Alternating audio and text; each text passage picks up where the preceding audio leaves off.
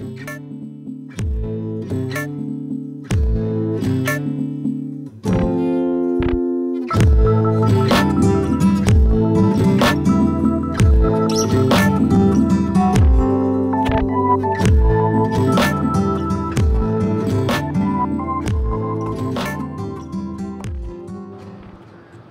everyone, thanks for making the left turn and welcome back to the Jack's Left channel and welcome back to another edition of History Jacksonville. I'm George Farrar and it's Saturday, August 30th, 2014, and here I am once again in a historic neighborhood here in Jacksonville, not far from downtown.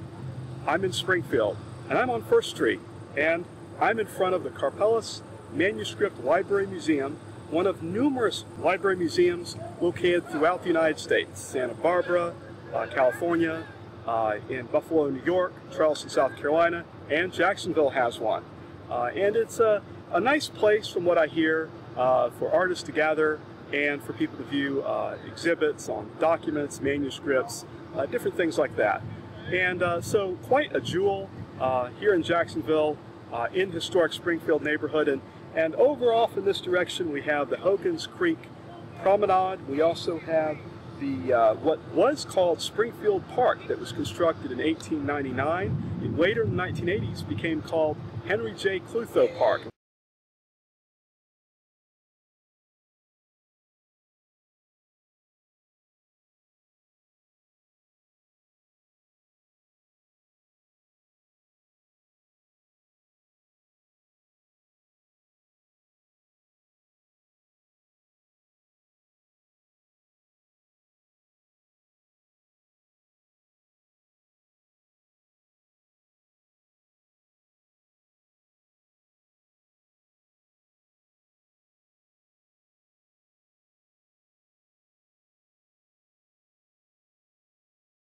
Let's talk briefly about the building, the Manuscript Library Museum, and we'll also talk more about Springfield.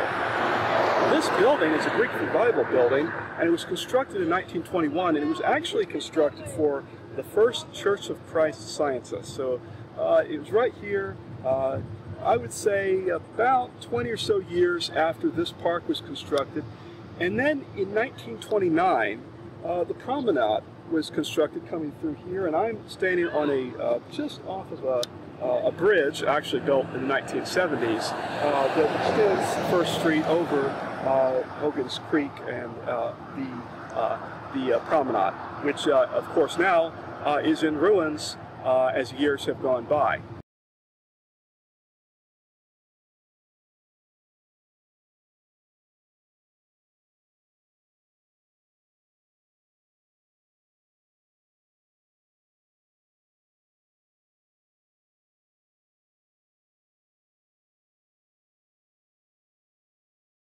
We still have quite an amazing vista. And the Springfield neighborhood, you know, it had formed after the Civil War in the late 1860s, but didn't really get to going until after the turn of the century. In 1901, there was a great fire here in Jacksonville, and it was quite devastating to the city. Starting after, it was really developed after the Great Fire to accommodate the growth and the to have a place for Jacksonville's, let's say, wealthy elite to live. And so it's quite an up-and-coming neighborhood here in Jacksonville in the early years of the 20th century. So then we get through into the 1920s, and we get all of these, by this point, a lot of these wood-framed, high porch homes with gables, really fascinating architecture. That was something that was unique from the time, because this was before central air conditioning. So we will start to see, as you'll see later in the show, you're going to see exactly what I'm talking about when I talk about some of these really historic, unique houses, these homes in Springfield. And so by the time the 1920s had rolled around with the construction of the promenade and development throughout Jacksonville during the Roaring '20s, during the land boom, Springfield was already established, and so it had been quite a neighborhood for a long time.